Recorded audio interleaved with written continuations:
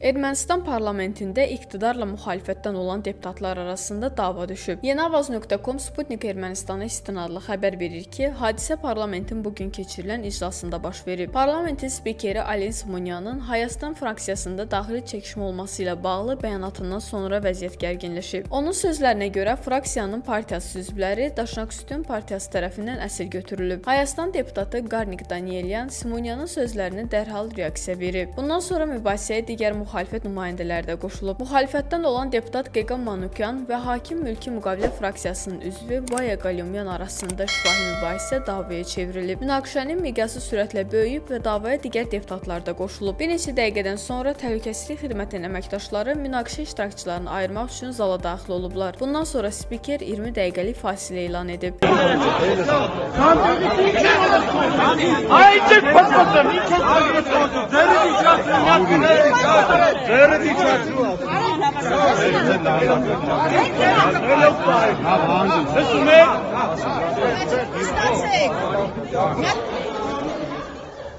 Listen,